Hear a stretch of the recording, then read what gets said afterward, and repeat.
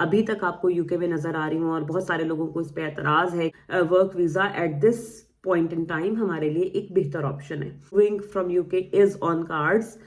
Hello everybody and welcome to my channel Desi fight Umme. आज की video में मैं आपके साथ बैठकर अपने बारे में बात करूंगी, बिकॉज मैंने कुछ महीनों पहले, आई थिंक 8 या 9 महीने पहले विंटर्स में एक वीडियो डाली थी कि why we are planning to leave UK, और उस वीडियो को आप लोगों ने बहुत पसंद किया। अभी तक भी लोग बहुत ज़्यादा उस वीडियो को देखते हैं और मुझे तकरीबन हर वीडियो के नीचे ही जो कमेंट्स आते हैं उसमें एक बहुत ज़्यादा जो क्वेश्चन मुझसे किया जाता है वो ये कि आप अभी तक यूके में क्यों हैं, आपने अभी तक यूके को क्यों नहीं छोड़ा। बहुत सारे लोग मुझे एक्यूज़ भी करते हैं कि जी आपने हमारे साथ झूठ बोला और आप खुद यूके में हैं और हमें आपने कहा कि जी हम छोड़ रहे हैं और आप क्यों हैं, और बहुत सारी तरह की बातें होती हैं।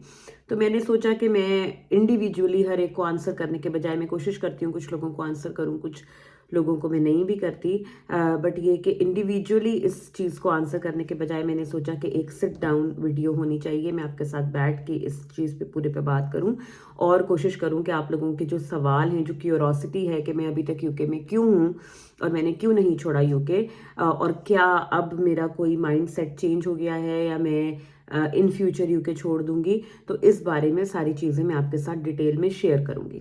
तो देखें वो वीडियो, बहुत सारे आप लोगों ने आई एम श्योर वो वीडियो ऑलरेडी देख रखी है। अगर आप लोगों ने नहीं भी देखी तो मैं यहाँ पर लिंक दे दूंगी, आप वो वीडियो देख सकते हैं। उसमें मैंने कुछ रीजंस बताए थे, मैंने अपनी स्ट्रगल शेयर की थी कि यूके हमारे लिए कैसा रहा और कौन कौन सी ऐसी चीज़ें हैं जिनकी वजह से अगर मैं आने वाले 1-2 सालों में यूके को छोड़ती हूँ तो क्या चीज़ें एक डिसाइसिव फैक्टर होंगी। उसमें मैंने एनएचएस पर और चीज़ों पर बात की थी, तो मैं आज उनकी डिटेल में नहीं जाऊंगी।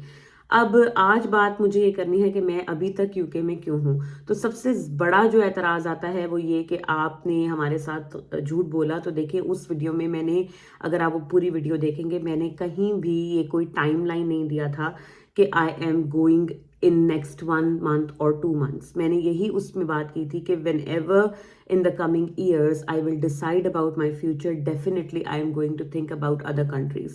और यही बात मैं अभी भी करती हूँ। मैं किसी पर्पस से यूके आई थी। I was not on a holiday visa कि मैं यहाँ पर छुट्टियाँ गुजारने आई हूँ और मेरा जब दिल चाहेगा मैं वापस चली जाऊँगी।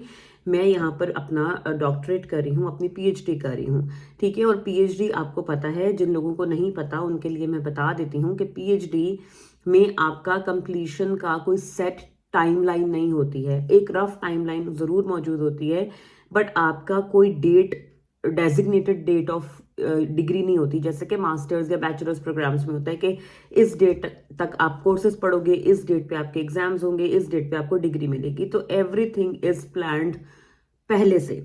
पीएचडी एक ऐसी डिग्री प्रोग्राम है जिसमें 100 तरह की चीज़ें अप एंड डाउन होती हैं और आपके पास कोई एक सेट डेट नहीं होती कि आप कह सको कि मैं इस डेट पर पीएचडी कर लूँगा। इट्स वेरी वेरी मतलब अनकॉमन। आप नहीं देखोगे कि कोई भी ऐसे आपको बताए, एक रफ एस्टिमेट ही सब लोग देते हैं। लास्ट ईयर मैं जिस स्टेज पर थी पीएचडी की, आई वॉज थिंकिंग, और मेरे माइंड में ये था कि मैं नवंबर 2024 में अपना पीएचडी कंप्लीट कर लूँगी विद इन 3 years। और 2021 में मैंने शुरू किया था, 2024 में मेरा पीएचडी पूरा हो जाएगा and then we will decide कि हमने फ्यूचर में क्या करना है। लेकिन चीज़ें अकॉर्डिंग टू प्लान हमेशा आपके नहीं जाती। जनवरी से मैंने अपनी जो रिसर्च है मेरी, उसका आपको पता है, रिसर्च, जो लोग रिसर्च से मुंसलिक हैं वो मेरी बात को अंडरस्टैंड करेंगे। एक डेटा कलेक्शन आपका होता है, तो मुझे अपना डेटा कलेक्शन रोल आउट करना था इन जनवरी, और मैं यहाँ पर एनएचएस पर रिसर्च कर रही हूँ। इतनी डिटेल्स मैंने आज तक कभी नहीं शेयर की हैं अपने प्लेटफॉर्म से, so it is the first time I am sharing these bits about my life या अबाउट माई प्रोफेशनल लाइफ। सो मेरी जो रिसर्च है उसका फोकस एनएचएस है, और एनएचएस में रिसर्च करना यहाँ पर स्पेशली अगर आप आई फील एक इंटरनेशनल स्टूडेंट हो, ये डबल ट्रिपल डिफिकल्ट है, ठीक है। तो मेरा पहले ही ऑलमोस्ट 1 साल जो है वो मुझे प्रेप करने में लगा कि एनएचएस में मुझे डेटा कलेक्ट करना है। तो मुझे कई तरह की ट्रेनिंग्स लेनी पड़ी, मुझे कई तरह के कोर्सेज करने पड़े, मुझे एथिकल अप्रूवल का एक बहुत एक्सटेंसिव प्रोसीजर होता है उनका, वो फॉलो करना पड़ा, जिसकी वजह से मेरा एक पूरा साल जो मेरा सेकेंड ईयर ऑफ पीएचडी था वो उसमें चला गया। जिस टाइम में लोग यूजुअली डेटा कलेक्ट करते हैं उस टाइम में मैं डेटा कलेक्शन के लिए प्रेप करती रही।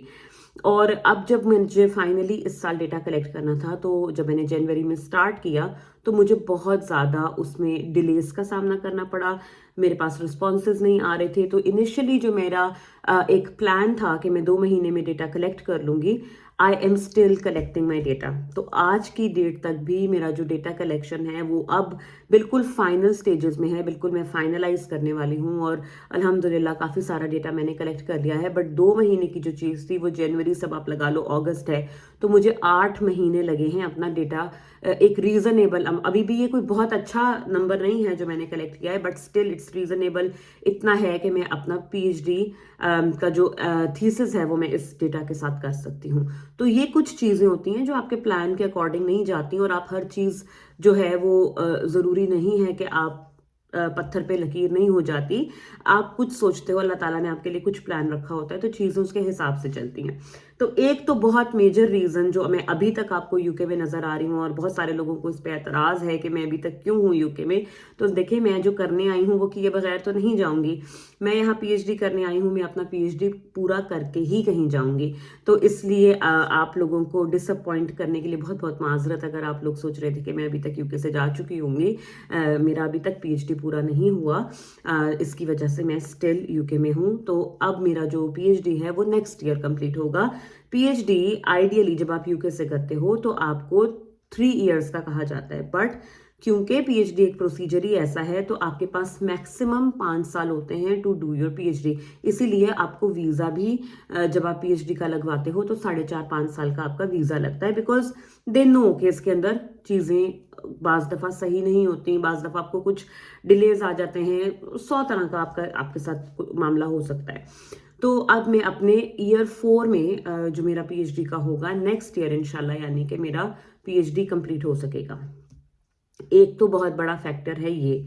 दूसरा फैक्टर जो इसके अंदर है, जिसकी वजह से we are still in UK, कहीं भी आप दुनिया के किसी भी मुल्क में जाते हो या कहीं भी जाने का प्लान करते हो, हर जगह के अपने कुछ फायदे कुछ नुकसान होते हैं। जैसे कि मैंने पिछली वीडियो में बताया कि बहुत सारी अच्छी चीज़ें भी हैं, बट स्ट्रगल का एक पीरियड होता है, और कुछ चीज़ें ऐसी हैं जिनसे मैं एग्री नहीं करती या जो मुझे पसंद नहीं है। और अगर फ्यूचर में मैं कहीं और मूव करूंगी तो डेफिनेटली वो चीज़ें मेरे लिए एक डिसाइडिंग फैक्टर होंगी। लेकिन आपको अपने हालात और अपने ज़िंदगी के जिस भी फेज़ में आप होते हो उसके हिसाब से आपको जो है ना वो वज़न करना पड़ता है बेनिफिट्स और नुकसानात का। आप ये देखते हो कि एट दिस स्टेज हमारे लिए मूव करने में ज़्यादा फ़ायदा है या स्टे करने में ज़्यादा फ़ायदा है। तो ये सारी चीज़ें आपको देखनी पड़ती हैं। अगर आप वो वीडियो देखोगे, उस टाइम पर वर्क वीज़ा के रूल्स चेंज हुए थे रिसेंटली, और इन्होंने जो वर्क वीज़ा का जो भी प्रोसीजर था, जो भी फीस थी, कॉस्ट थी, वो बहुत ज़्यादा इंक्रीज कर दी थी। और इनिशियली जो न्यूज़ आई थी उसके हिसाब से इन्होंने कोई भी एक तरह की कॉम्पनसेशन नहीं दी थी या कुछ रिलैक्सेशन नहीं दी थी उस टाइम पर जब मैंने वो वीडियो बनाया था। तो वी वर थिंकिंग कि हमारे लिए अब फ्यूचर में वर्क वीज़ा लेना is just like very very difficult. तो अगर हमने इतना सारा पैसा लगाकर वर्क वीज़ा लेना है तो इट्स बेटर कि वी मूव समवेयर एल्स।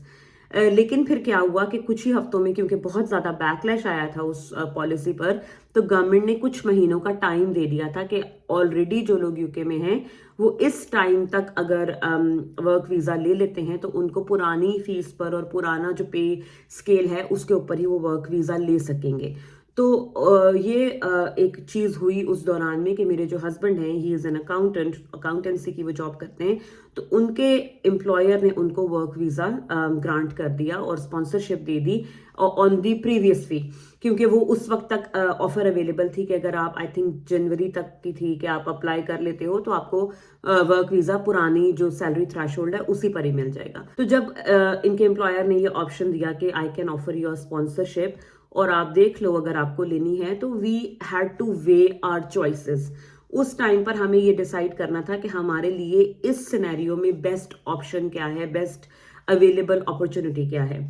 तो उस टाइम पर हमें अपने हालात के हिसाब से ये चीज़ बेहतर लगी कि अगर हमें एक अपॉर्चुनिटी मिल रही है तो हम उसको अवेल करें, और हमने उस वर्क वीज़ा की अपॉर्चुनिटी को अवेल किया। और मेरे हस्बैंड का जो है वो अल्हम्दुलिल्लाह 5 साल का वर्क वीज़ा लग गया। तो अब ये है कि still I will say still moving from UK is on cards. Still हमारे दिमाग में ये चीज़ है कि हमें अल्टीमेटली यहाँ से जाना ही है, अल्टीमेटली हम कहीं और मूव करेंगे, but for the time being we are in UK, because मेरा भी पीएचडी अब जाहिर है कि 2 साल तो कहीं नहीं गए, ये वाला साल निकल गया है। लास्ट ईयर मैंने वीडियो बनाई थी और नेक्स्ट ईयर भी अगस्त सितंबर तक मेरा पीएचडी इंशाल्लाह कंप्लीट होगा। वाइवा होता है, बहुत सारी चीज़ें होती हैं, उसके बाद आपकी करेक्शंस होती हैं। बहुत रेयरली आप अपना पीएचडी का वाइवा विदाउट एनी करेक्शंस पास कर पाते हो। यूजुअली देयर आर माइनर और मेजर करेक्शंस, तो उसके लिए टाइम दिया जाता है। उसके बाद आपको डिग्री मिलती है, फिर जाके आपका पीएचडी जो है वो पूरा होता है। तो वी स्टिल हैव टाइम। तो उसके बाद जब हमारा ये सब चीज़ें हो जाएंगी, पीएचडी भी हो जाएगा और सॉर्ट आउट हो जाएगा, फिर हम देखेंगे। But we still have that in our minds कि हमें अल्टीमेटली कहीं और मूव अगर करना है तो हम कहीं और मूव करेंगे। तो मैं हमेशा आप लोगों को भी यही कहती हूँ, आप लोगों को चीज़ें बताने का और आपके साथ शेयर करने का मकसद ये होता है कि आप लोगों को डराना या डिस्करेज करना मकसद नहीं होता। मकसद ये होता है कि आप हमेशा जब भी फैसला करो तो अपने सिनेरियो के हिसाब से अपनी चॉइसेस देख के फैसला करो। ठीक है, आपके लिए उस सिचुएशन में क्या चीज़ बेहतर है आप वो डिसाइड करो। हमें जिस स्टेज पर वर्क वीज़ा अपॉर्चुनिटी ऑफर हुई लास्ट ईयर दिसंबर में और फिर जनवरी में मेरे हस्बैंड ने अप्लाई किया और उनको मिला वर्क वीज़ा, तो जब हमें ये अपॉर्चुनिटी ऑफर हुई उस वक्त we have been through the struggling phase. हम स्ट्रगलिंग फेस में एग्जैक्टली नहीं थे जो इनिशियल एक आपका स्ट्रगलिंग फेस होता है, जिसमें आपकी सैलरी भी कम है, आपके पास गाड़ी भी नहीं है, यहाँ पर आपके पास जो है आप लिमिटेड रिसोर्सेज में गुजारा कर रहे हो, ये सारी चीज़ें होती हैं। तो हम उस फेस को क्रॉस कर चुके थे, हम उस स्ट्रगल से गुजर के we have been used to the life that we are living here.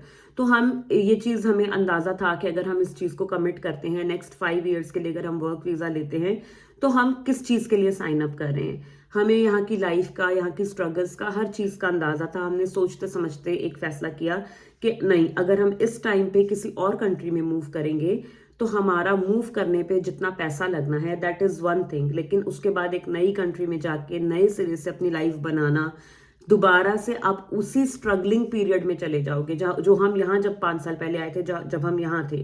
ठीक है, आपको दोबारा से हर चीज़ लर्न करनी पड़ेगी, आपको दोबारा से हर चीज़ बनानी पड़ेगी स्क्रैच से। ठीक है, तो हमने ये सोचा कि क्या हम अपनी लाइफ की उस स्टेज पर हैं कि हम हर चीज़ को स्क्रैच से दोबारा बिल्ड कर सकें एक नई कंट्री में जाके, या हमारे लिए ये बेहतर ऑप्शन है कि हम जहाँ पर बैठे हैं हमें यहाँ की चीज़ों का आइडिया हो गया है। ठीक है, कुछ प्रोज हैं, कुछ कॉन्स हैं, लेकिन still we are managing fine. हमारे पास घर है, गाड़ी है, हमारी बच्ची का रूटीन सेट है, हमारे दोनों की जॉब्स लगी हुई हैं, एक अर्निंग हो रही है। तो हमारे लिए बेटर ऑप्शन क्या है? In that situation we have decided कि हमें यहीं पर स्टे करना है और work visa at this point in time हमारे लिए एक बेहतर ऑप्शन है। तो हमने वो किया। अब आपके सिनेरियो के हिसाब से आपके लिए क्या चीज़ बेहतर होगी ये आपको खुद से डिसाइड करना है।